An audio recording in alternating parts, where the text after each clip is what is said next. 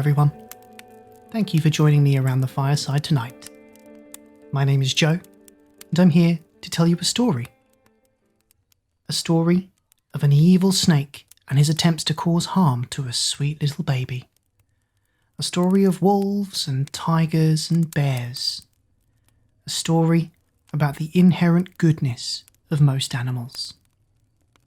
Presenting The Jungle Baby, written by G.E. Farrow, as published in 1905. I really hope you enjoy this episode. If you do, please let me know what you think by leaving a comment, a like or a review, and subscribing to whatever platform you listen on. Should you wish to support the show, please check out talesbythefireside.com/support. Now please, get comfortable, let go of the daylight, and join me for our story. The Jungle Baby by G.E. Farrow. There was once a little baby boy called Baba. He had bright blue eyes and golden curls, and he had an ayah for his nurse. She had been with Baba ever since he was quite a tiny baby in long robes, and she was very fond of him. Her name was Jijiwala, but they just called her Ayah. Baba's father was an English officer in India, and they lived in a beautiful white house on the Simla Hills, with a big veranda running all around it. Round about the veranda was a garden, and outside the garden the jungle stretched for miles and miles, and in the jungle were all sorts of beasts and birds.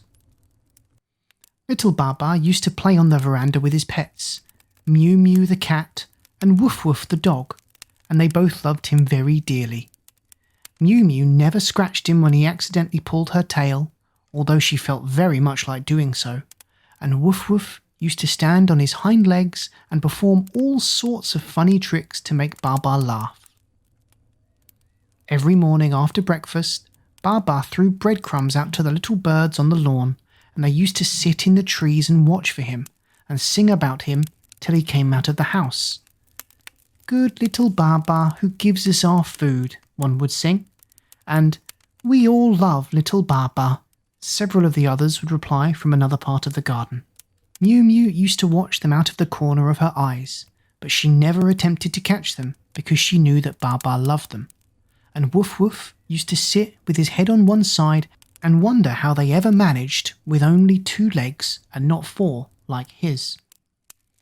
But one day, when Baba was feeding the birdies, the big snake Hoodoo, who lived in the garden, came creeping under the veranda and tried to catch some of the birds while they were eating. But Baba saw him and called out, "Go away, bad Hoodoo, go away." And his ayah heard him and came running out to see what was the matter. When she saw Hoodoo the big snake, she caught Baba up in her arms and ran with him into the house, and 2 of the men servants came out with big sticks and beat Hoodoo over the head until he could hardly crawl away again into his hole under a big tree in the garden. Now, Hoodoo was a very wicked snake and was very angry about all this, and he thought and thought about it and wondered how he could be revenged on little Baba, for he put all that had occurred down to him. And so one day, after he had got better, he went out into the jungle to see an old friend of his, Tig the tiger, and talked the matter over with him.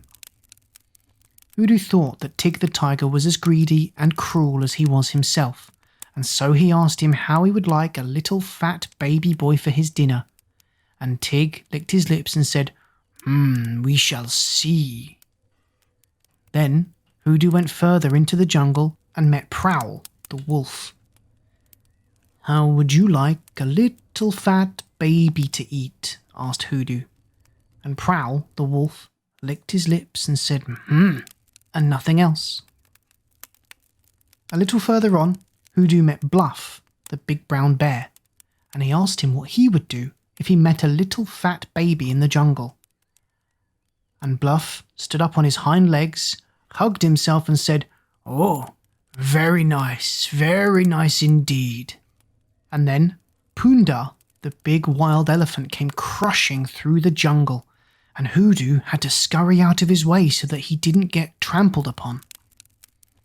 "How would you like a little fat?" he screamed out, but Punda made a loud noise with his trunk and went on, for he didn't converse with snakes. Nevertheless, Hoodoo was satisfied, for he said, "If Punda would trample on me in passing, so he would on a little baby if he were here." And his wicked black beady eyes were bright, and he laughed maliciously. After this, Hoodoo went home to his hole under the tree in Baba's father's garden, and watched and waited till Baba should be quite by himself. And one day, when Woof Woof had gone after a wild rabbit, and Mew Mew was fast asleep in the sun, the ayah went into the house to fetch Baba's Noah's Ark, and he was left alone on the veranda. Then Hoodoo came sliding out of his hole very quickly and stood before the veranda, waving his head backwards and forwards and shooting out his little tongue, while the sun showed all the colours of the rainbow on his smooth, shiny skin. "Oh, pretty Hoodoo," said Baba, "but you're naughty. Go away." "No," said Hoodoo sweetly, "I am not naughty, dear Baba, and I know where some such beautiful flowers grow. Come with me, and I'll show you." "No," said Baba, shaking his head. But Hoodoo continued to look at him steadily, and presently Baba slid down from the veranda and came towards him. Then Hoodoo laughed and drew back quickly into the thick part of the garden, with Baba running after him. When the ayah returned to the veranda with Baba's Noah's Ark, and she saw his little empty chair and Mew Mew asleep in the sun, she grew alarmed and ran about calling Baba's name and wringing her hands. And Baba's mother came out and his father, and they and all the servants hunted about in the garden for a very long while, but could not find any trace of him. And Mew Mew woke up and wondered what all the commotion was about, and Woof Woof came back without the rabbit and wondered too. Woof Woof went over to where Mew Mew was sitting and talked the matter over with her. While they were talking, some little birds overhead called out to them to attract their attention. "Baba," they said, "Baba has followed Hoodoo the snake into the jungle, and he will be lost and eaten by the wild beasts unless he is brought back. Quick, quick, go after him. Haste!" And so Woof Woof ran to Baba's father and mother and tried to tell them. He ran backwards and forwards towards the jungle and barked and tried to make them follow, but they wouldn't understand, and so at last he had to set out himself to try and find him. Now, after Baba had followed Hoodoo a little way through the garden, the snake turned to a little path which led to a hole broken in the wall. "You must crawl through here," said Hoodoo. "The pretty flowers are on the other side." So Baba crawled through and found himself in the jungle. Further on, cried Hoodoo every time Baba stopped to gather any. "There are prettier ones further on." And so Baba went on till he came to where Tig the tiger lay asleep in the long grass. "Now's your time," whispered Hoodoo in his ear. "Here's the little baby for your dinner." And Tig sprang up with a roar. But Baba wasn't a bit frightened, and he only laughed and said, "What a big, big Mew Mew," and put his arms around Tig's neck and nestled his head in his soft fur, till Tig quite forgot all about his dinner and purred with delight, just like Mew Mew did when she was pleased. Hoodoo was very angry at this, and finding that Tig was making friends with Baba instead of eating him up, he called Baba to him and said, "Come, let us be going, or we shall be late home." And Baba kissed Tig the tiger and followed Hoodoo further into the jungle, till they met Prowl the wolf. "Here's the little baby," whispered Hoodoo, and Prowl said, "Ha!" and was going to spring upon him and eat him up, but Baba only laughed and said, "What a big woof woof," and patted him on the head and looked into his eyes so that Prowl forgot all about eating him and licked his hands and frisked about him just as Woof Woof would have done. "This is silly," said Hoodoo angrily. "Come away, it is near to sunset and we must be getting home." And he led the way to where Bluff, the big brown bear, lived. "I brought the nice little baby for you," said Hoodoo, and Bluff said, "Oh, very nice indeed," and caught Baba up in his arms and hugged him. "Just like my Ayah does," laughed Baba, and he patted Bluff's cheeks and kissed him so that Bluff didn't want to eat him at all, but only to hug him and keep him warm. Just then there was a loud trumpeting heard, and Bluff put Baba down to the ground, and Hoodoo slid off into the grass, hissing, "Now Pundar is coming and you will be trampled to death. Goodbye, little Baba, I hate you."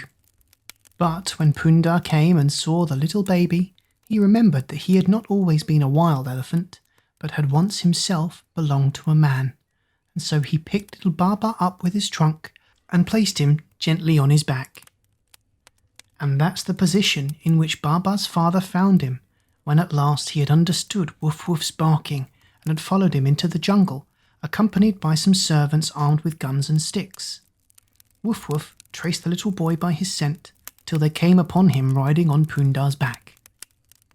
And now a funny thing happened, for amongst the servants was one who had once been Pundar's keeper, and Pundar remembered him and allowed himself to be led by him to Baba's home. And so they returned in triumph with Baba and his father on Pundar's back, and good Woof Woof barking and frisking by his side.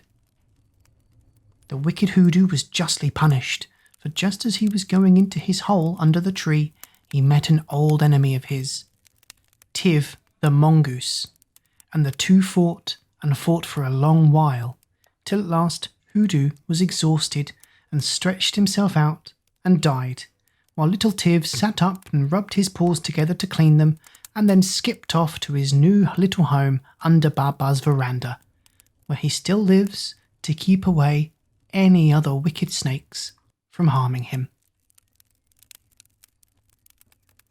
The end. Good night.